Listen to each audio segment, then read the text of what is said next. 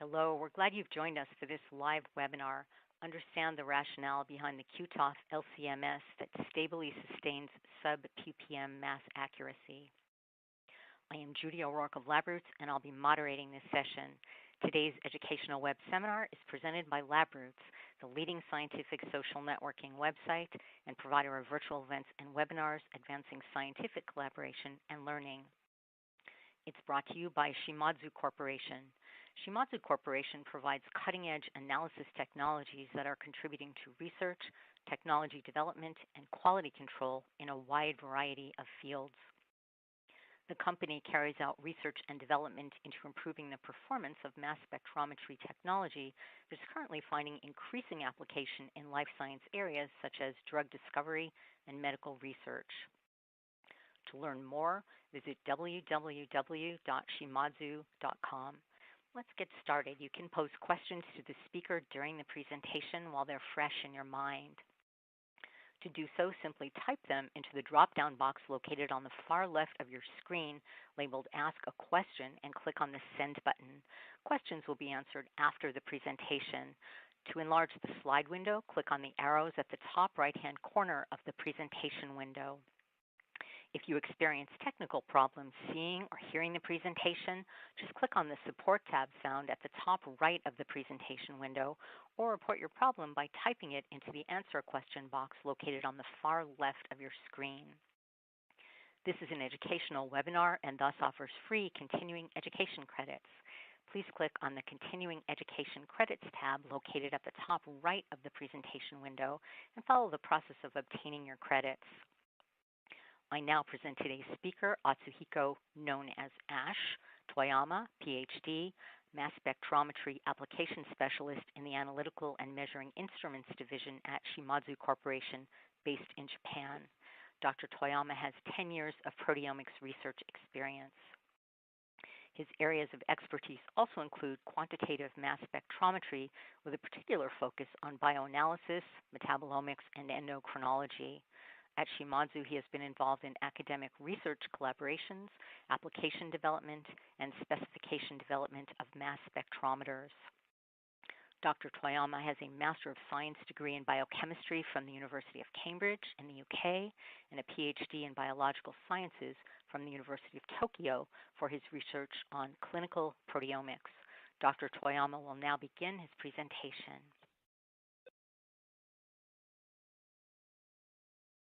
Thanks, Judy, for the introduction. So my name is Ash Toyama, and I am the Mass Spectrometry Application Specialist of Shimadzu Corporation. And the title of today's presentation is to understand the rationale behind Q-TOF LCMS that stably sustains sub-ppm mass accuracy.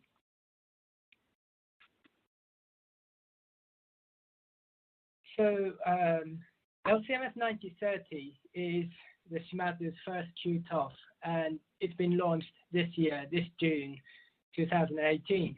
And the photo shows here shows one of the first installations in Australia, and on the left is my colleague, and on the right is my collaborator. So let me take a few slides explaining how we came to this Q-TOF. The engineering concept of this Q-TOF instrumentation is effortless performance. So conventionally, Q-TOF has been a very, very naive instrument to utilize in routine. So you have to tune and calibrate every so often to get the proper data. And even if you've got the data, you've got to calibrate again to ensure that you've got usable data. So our intention was to change this user experience to something more organized and more productive, such that you tune once and you calibrate once and you keep on generating the usable data.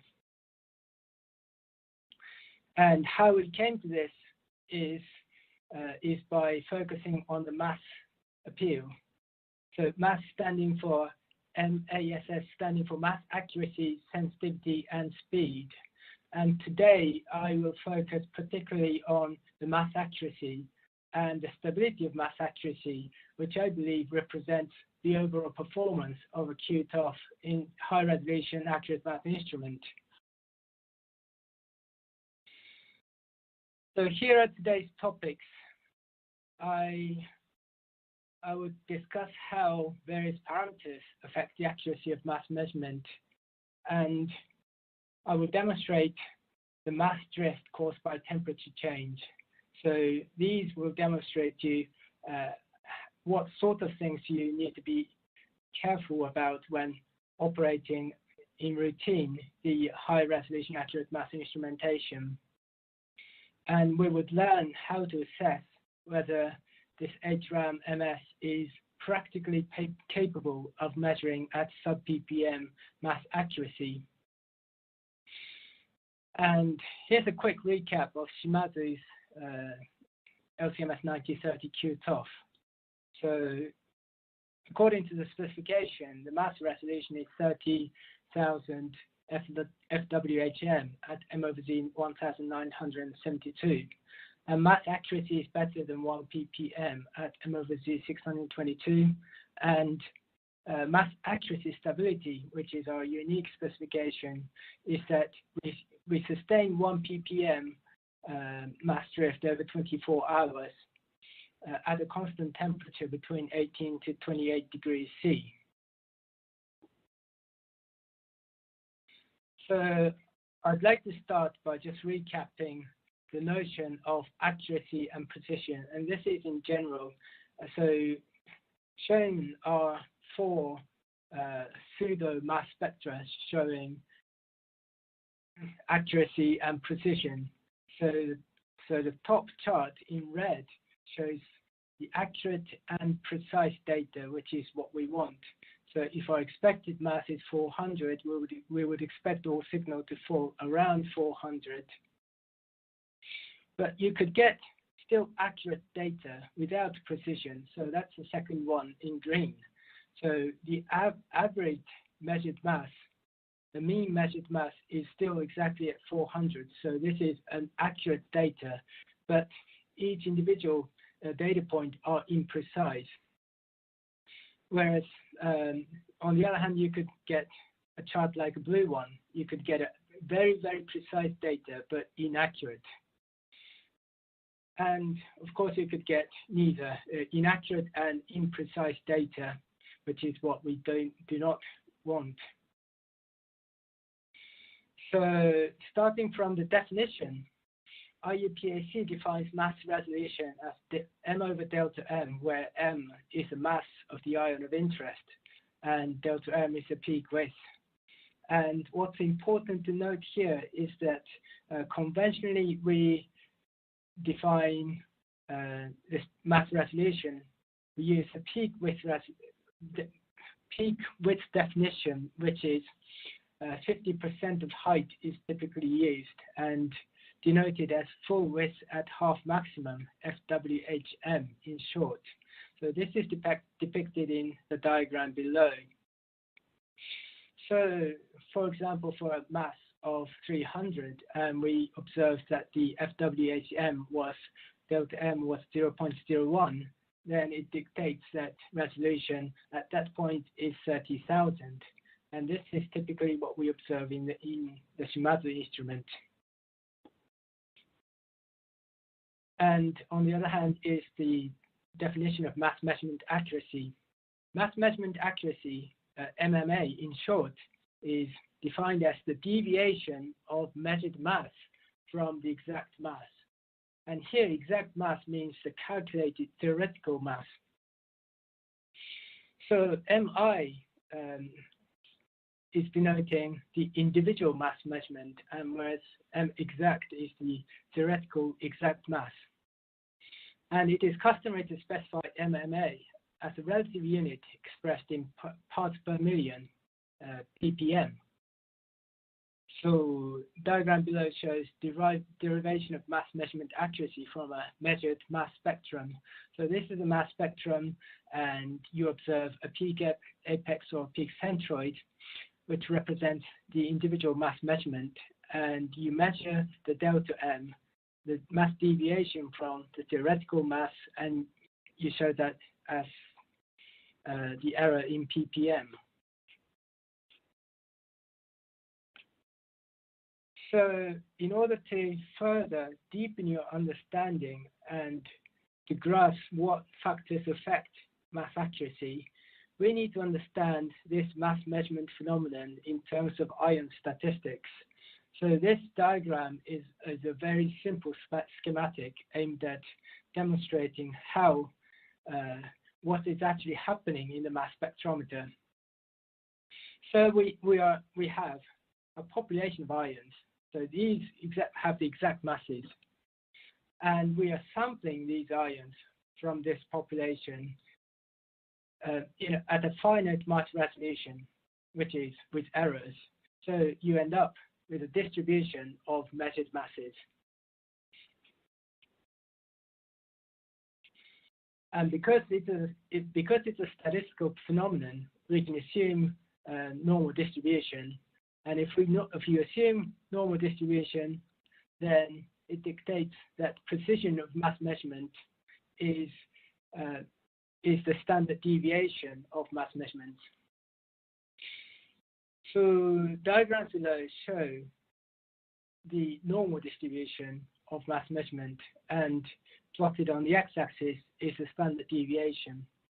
So in this chart, you can see that FWHM corresponds to about 2.35 of the sigma, and this can be derived or proved mathematically.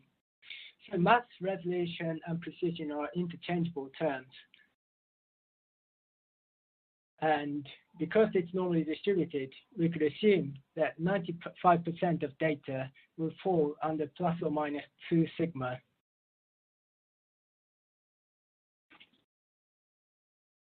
So let's consider a single sampling event, single sampling of an ion from the population of ion. So for a mass resolution of, think of a mass resolution of 30,000 and exact mass of 400, we could say that FWHM is 0.0133 and expected standard deviation is 14 ppm. So we could deduce that at single measurement, at 95% of the cases, a single measurement will result somewhere around this 400 m/z, plus or minus 2 sigma, plus or minus 28 ppm. And repeatability of this measurement is directly related to resolution, and this dictates the mass measurement accuracy of a single ion. So this sounds as though mass resolution is an extremely important factor for achieving good mass measurement accuracy, but that's not the end of the story, and we have to consider a different factor. So in reality, mass resolution alone does not guarantee good mass measurement accuracy. So let's consider now sampling of multiple ions, which is what happens in reality in mass spectrometers. So from the population of ions, let's say you're sampling thousands of ions. So what we end up is a distribution shown in red, which is the measured experimental distribution. And this has the measured mean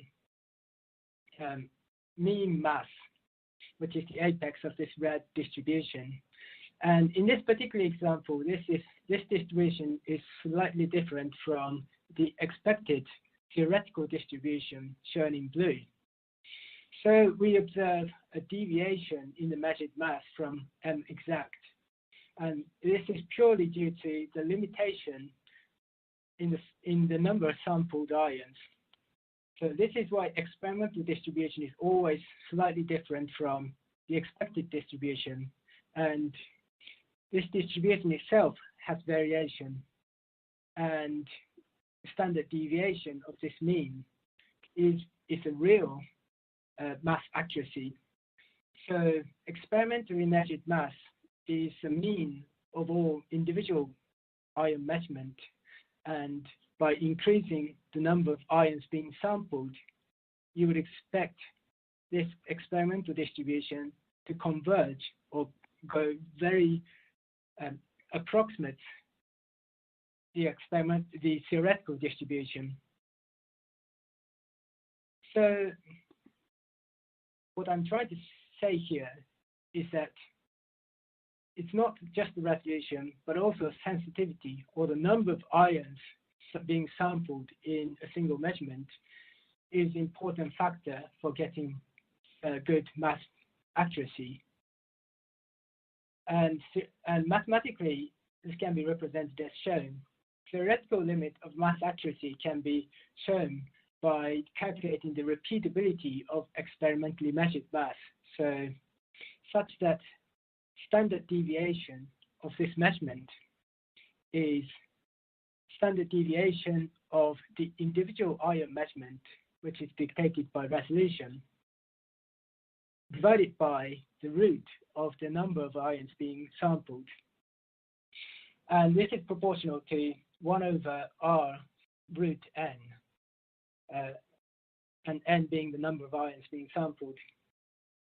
And in this table, and in the center, this shows the relationship between ion statistics and theoretical limit of mass measurement accuracy for mass resolution of 30,000. So for an instrument of 30,000 resolution, if you sampled one ion, it's 28 ppm. But if you're measuring 1,000 ions, the best performance we would expect to see is 0.9 ppm, 95% confidence interval. And if you've measured 10,000 ions, it's 0.28 ppm. So even with an instrument of 30,000 resolution, we should ideally achieve better than 1 ppm error in this practical range of detection, because normally you're not just measuring 1 or 10 of ions, but you're playing around with thousands of ions.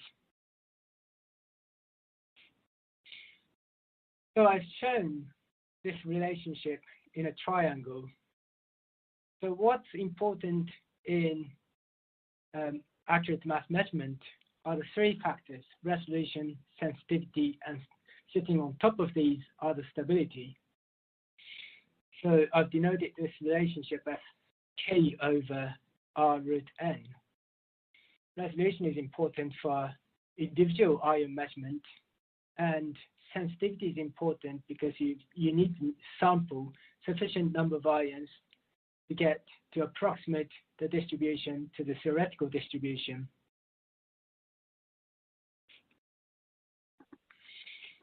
So now the important factor again is the stability. So shown here are several factors that are affecting the stability of mass measurement. And there are two main sources of error, one being systematic error and the other being non-systematic error. And systematic error is also called a bias. So you have a good reason for not being able to measure accurately.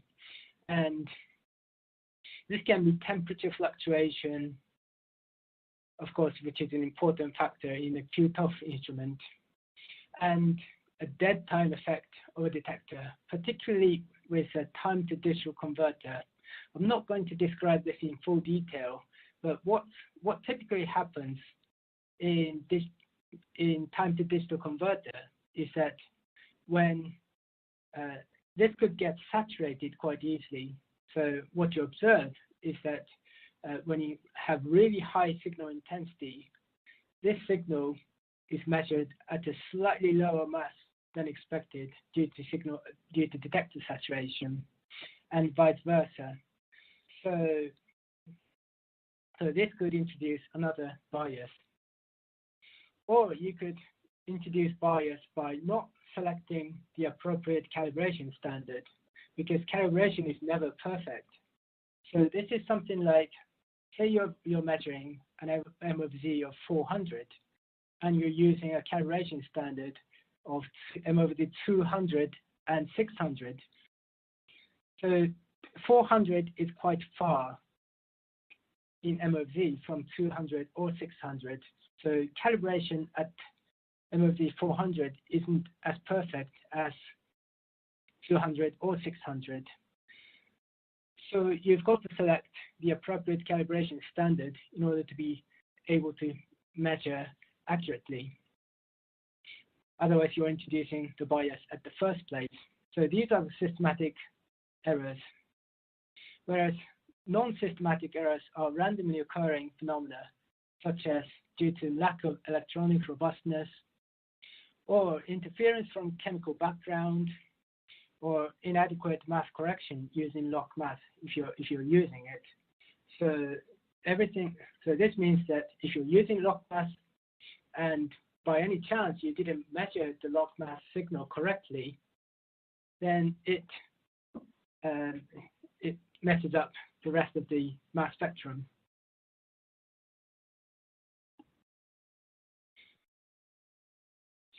And this slide describes how temperature affects mass accuracy in a Q-TOF instrument. Just to recap, so in a quadruple time of flight instrument, what you're measuring is the time of flight of ions, and this time of flight depends on the length of the flight tube, and this length changes very slightly but measurably by expansion and contraction, physical expansion and contraction of the flight tube. So if the temperature increases, then the ions are traveling for a longer distance and the measured mass is shifted to the higher value. And vice versa, if the temperature goes down, you would expect to see a negative bias to mass measurement. And typically, a few degrees C change can result in tens of ppms of mass shift from the point you calibrated.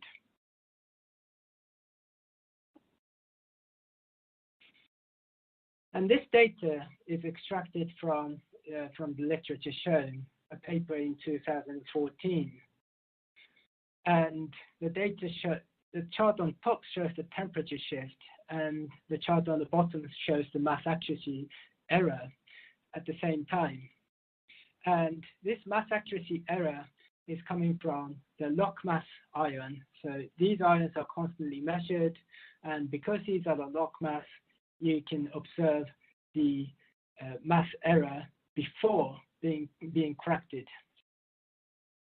So we could see that as the temperature shifts, the y-axis of this mass accuracy error is tens of ppms. So for a temperature change of plus or minus 0.51 degree, you observed a mass error. Without log mass calibration, it shifted by maximum of 33 ppm.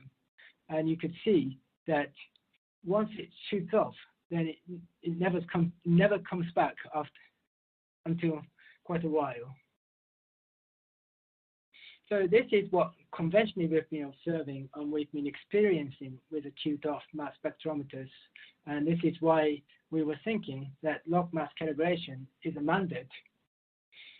So whether we're observing this in our instrument, we've checked in this quality center at Shimadzu headquarters.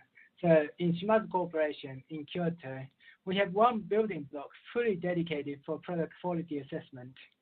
And here we can perform tests under harsh environment, like extreme temperature change or humidity change, or you could subject it to electronic stress, or you could even drop it.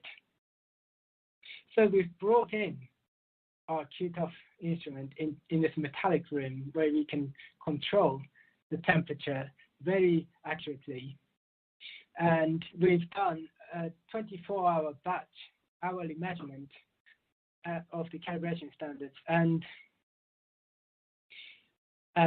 we've shifted the temperature up by 3 degrees, and then down by 6 degrees, and then up by 3 degrees again, back to the original temperature. and this happened in 24 hours.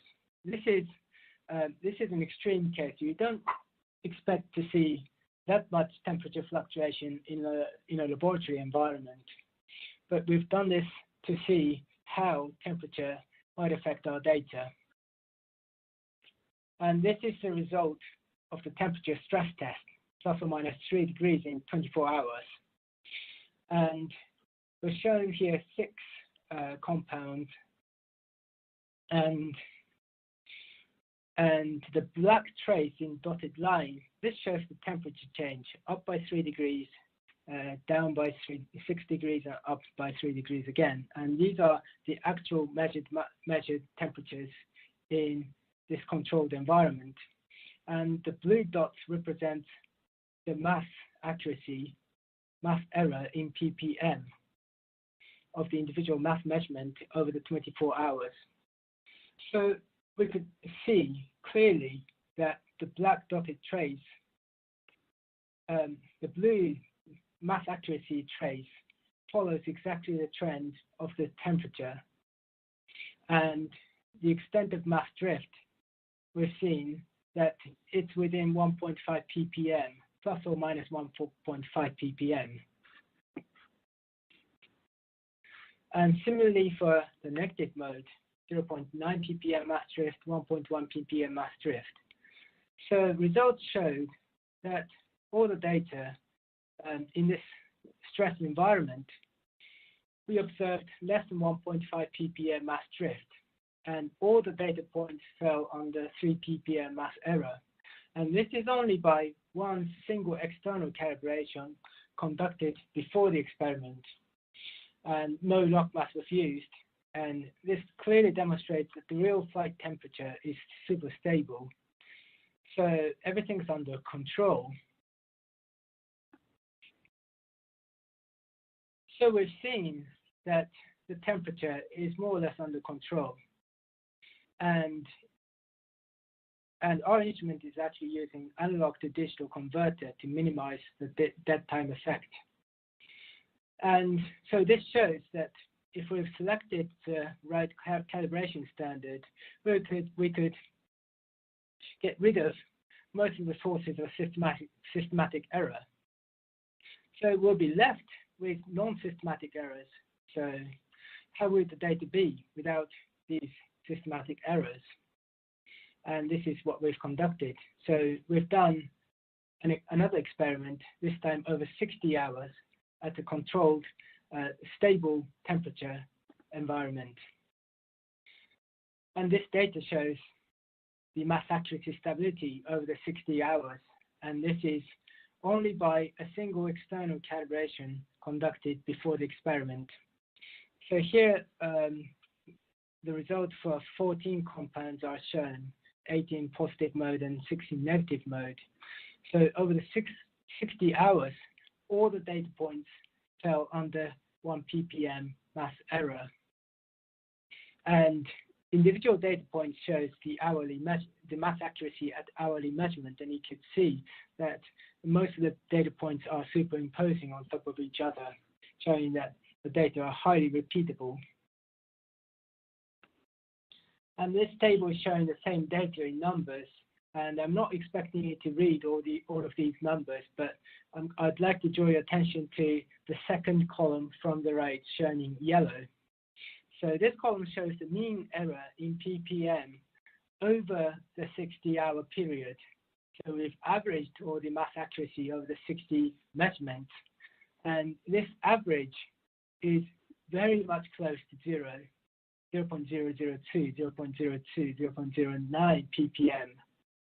And this is a statistically correct phenomenon because we've shown before that mass measurement accuracy is K over R root N. So if N increases, then it follows that the error decreases.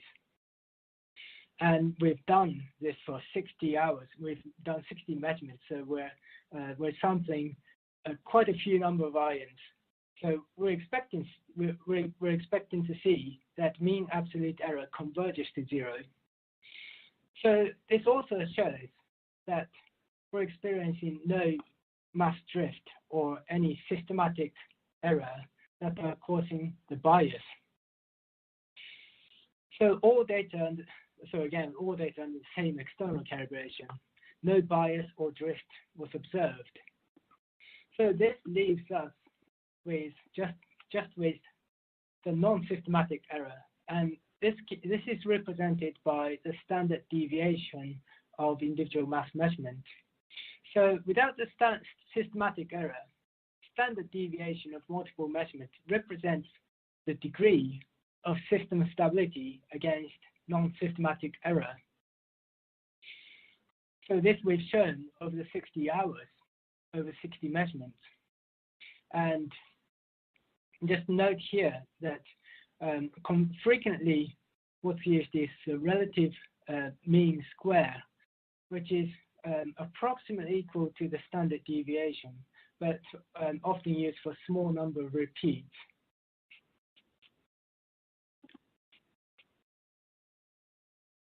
So in summary, if we put all the systematic error sources under control, we're left with the non-systematic errors, and we've shown that our instrument is extremely robust and stable, and so this leaves us with no need to use the log mass correction.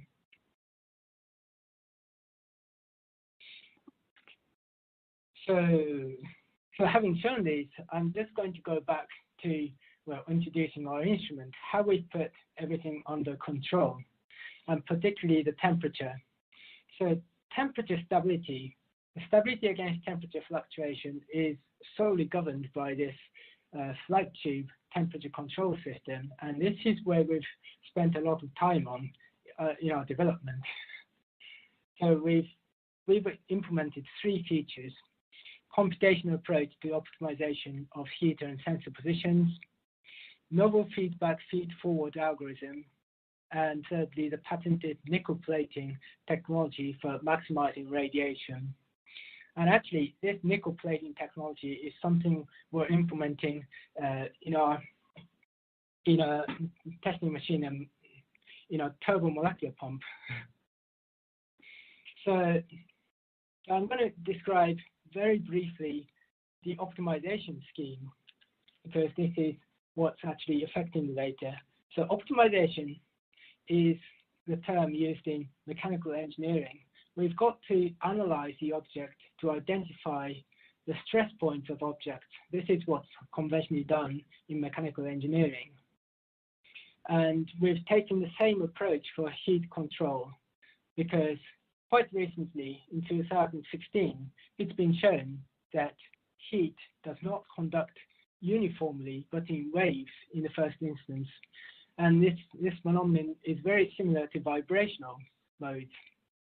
So because it's similar to vibrational modes, we could use the same algorithm to predict the hot spots and cold spots in our design, and we could change the position of heater and sensors accordingly to optimize and to mitigate this inefficiency in heat conduction. And this is exactly what we've done. So in conclusion, we've balanced the stability and resolution and sensitivity to achieve better than 1 ppm error in a stable fashion. So here are the key takeaways. So achieving good mass accuracy is a balance between resolution, sensitivity, and stability. And we've shown that 30,000 resolution was sufficient, more than sufficient, to deliver better than 1 ppm mass measurement accuracy. And this was achieved by high sensitivity and stability. And temperature fluctuation is the most critical issue for any Q-TOF, often necessitating the use of internal calibration or correction. But we've addressed this quite nicely, and we've alleviated the need for internal correction. And achieving 1 ppm mass measurement accuracy in one measurement can occur by chance. We've got to consider mass accuracy in terms of ion statistics. So benchmark should really be the standard deviation of error through a series of analyses.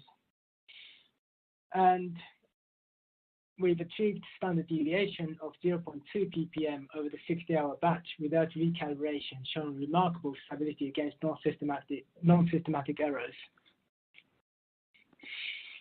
Okay, so in the next few slides, I'm going to describe why mass accuracy is important in real applications.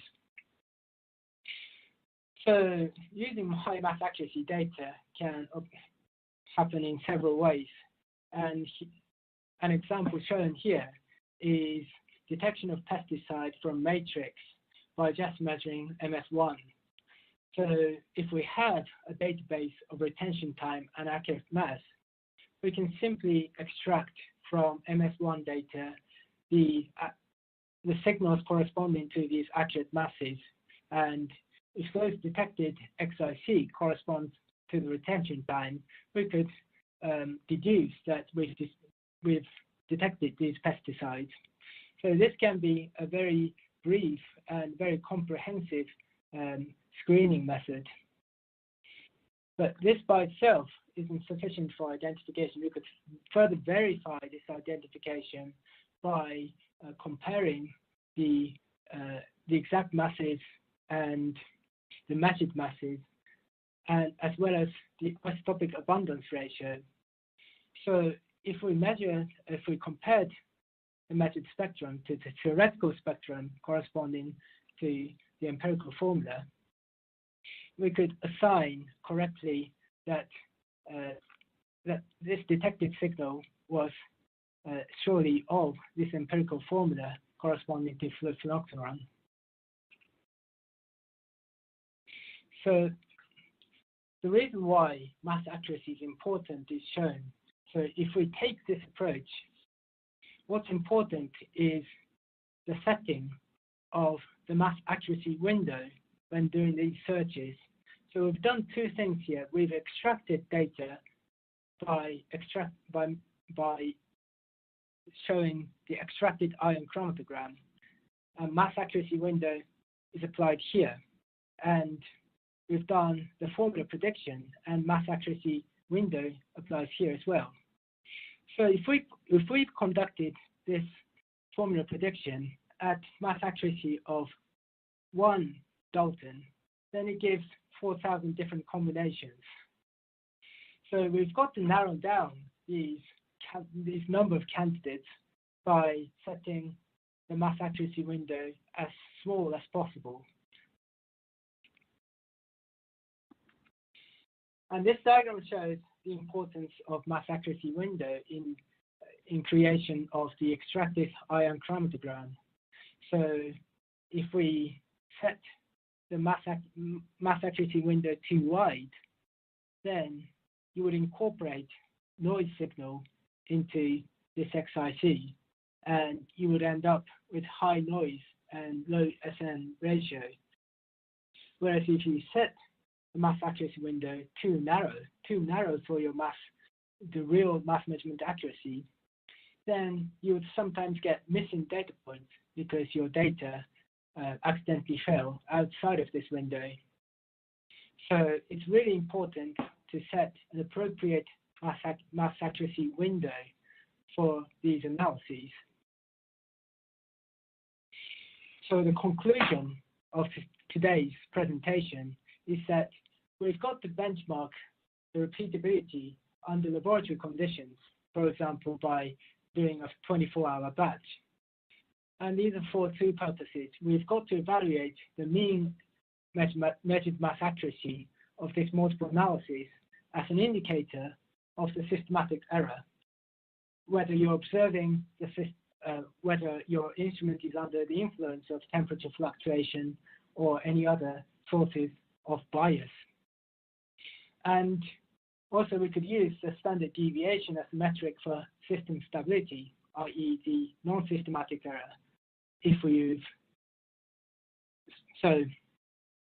And you could use this standard deviation as a basis to predict the expected range of mass measurement accuracy.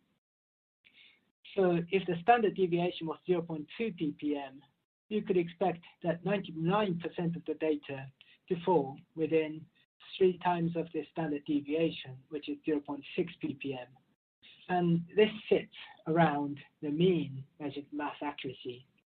So if the mean was, for example, 0.6 ppm and standard deviation was 0.2, it's sensible to put the mass accuracy window as plus or minus 1.2 ppm, because you would expect by chance some of the data appearing at 0.6 ppm bias plus 0.6 ppm non-systematic random error.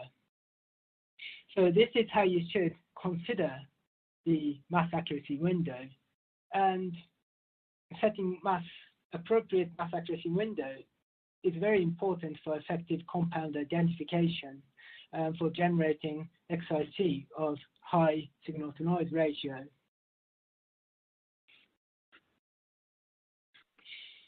So this is my final slide, effortless performance LCMS 9030. Sorry, promotion again. So mass accuracy, sensitivity, speed are the attributes which we've particularly focused on in building this instrument, and we've implemented several technologies to achieve these, but due to limitation in time, I've only focused on mass accuracy. But mass accuracy is really the balance between resolution and sensitivity, and if we have time or opportunity for another webinar, I would discuss more on the technology for achieving high sensitivity and high resolution. So, because there are a lot to it, and thank you for listening to this presentation, and I hope I'll be able to present in front of you again. So the time is now open for a live Q&A session, and I hope you've come up with several questions for me to answer. And thank you very much again for listening, and thank you LabCorp for hosting this seminar.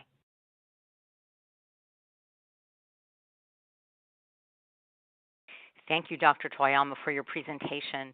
A quick reminder for our audience on how to submit questions. Simply type them into the drop-down box located on the far left of your presentation window labeled Ask a Question, and click on the Send button. Dr. Toyama will answer as many questions as time permits. The first question is, what is the difference between doxorubicin positive and doxorubicin negative? One is 542 and another 544.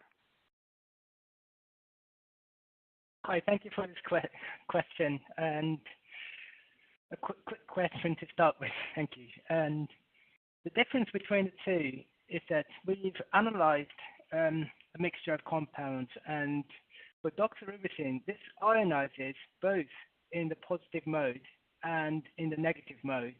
So in one experiment where we measured in the positive mode, we included doxorubicin in the positive ion of the doxorubicin, whereas in the next experiment, next 60-hour experiment, when we did the negative mode analysis, we measured the same mixture, same compound in the negative mode.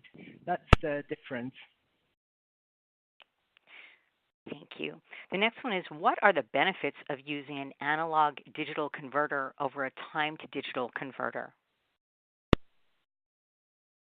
Right, that's pretty tough question to answer in short words. So analog to digital converter is a type of detector system that we're using in this time of flight system. And the benefit of ADC is that you can integrate multiple ions within the same bin. Bin is the technical jargon for the time of flight time window for detection. So within this very short time, for example, 0.5 nanosecond time window, this detector system can accept and integrate multiple ions before the detector experiences transient saturation. So this is why ADC tends to give more quantitative data, and it's more resistive against dead time effect than the other type of system, time to digital converter. So, and the potential downside of ADC, on the other hand, is that sometimes sometimes there is a need to balance the mass resolution to ion pulse rate, and this is because the bin size is fixed. So, for example, in order to get higher resolution, you need to slow down the pulsing rate. For this downside, for various reasons, our system runs at a slower rate than other TOF instrumentation. So having an ADC for us doesn't cause any compromise. Well, thank you. The next one is, was the 60-hour stability data measured from standards in solvent or matrix? Thank you for this question. This is a very model experiment, so we used the standards, not in the matrix. So the idea of this model experiment is to eliminate all sources of error, so to just evaluate the error caused purely by electronic robustness of the system. So we got rid of the temperature fluctuation, it's stable, and we got rid of the calibration factor. Actually, those were measured those were calibrated using themselves, so that there is no bias introduced in there. And also, there is no sort of errors caused by the matrix. So that really looks like a champion data, but it does highlight, it isolated purely the electronic robustness of the system, and that was the purpose of the experiment. Great. Next one is, for what kind of application would mass resolution of 30,000 fall short for proper analysis? So in most applications, in my experience, 30,000 resolution is more than sufficient. But there are a few things that it cannot do. But it cannot do because it requires a level of resolution like hundreds of thousands of resolution, and that includes something like elemental composition identification by separating the second isomer of the isotopic distribution.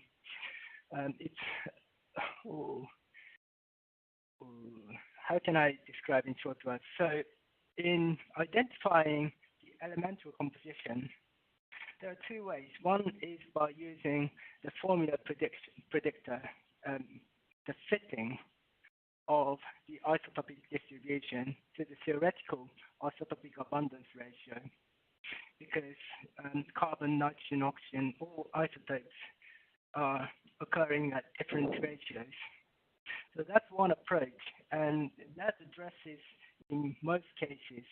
And the other approach would be to separate, to resolve, mass spectrometrically resolve the second isotope, because strictly speaking, the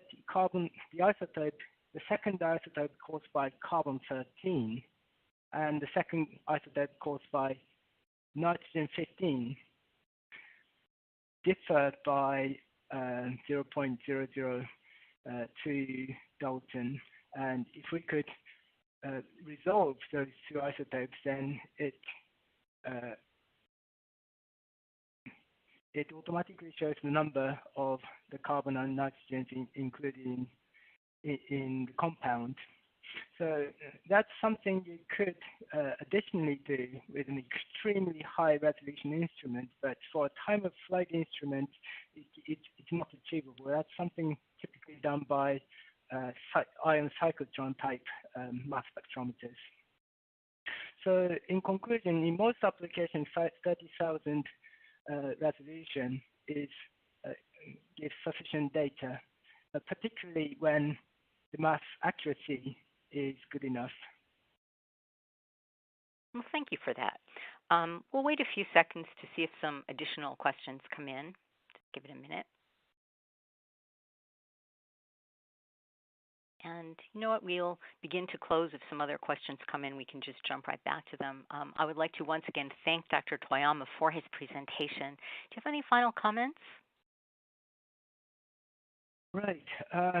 Well, I'm really thankful for this great turn-up. And I'd like to present again, yes, in near future when we have more and more applications to present to you. Thank you very Wonderful. much. Thank you. I'd like to thank the audience for joining us today and for their interesting questions. Questions we did not have time for today will be addressed by the speaker via the contact information you provided at the time of registration. We would like to thank our sponsor, Shimadzu Corporation, for, quick question. I'm just going to jump over. Someone is asking if it's possible to get the slides. We'll send you a response to that. So again, I would like, yes. Yes, we could provide the slides. In due course, we would, yes. Okay, great. So the person who's asked that, you'll get your reply there. Again, we would like to thank our sponsor, Shimadzu Corporation, for underwriting today's educational webcast. This webcast can be viewed on demand through May 2019. Labroots will alert you via email when it's available for replay, and we encourage you to share that email with your colleagues who may have missed today's live event. Until next time, goodbye.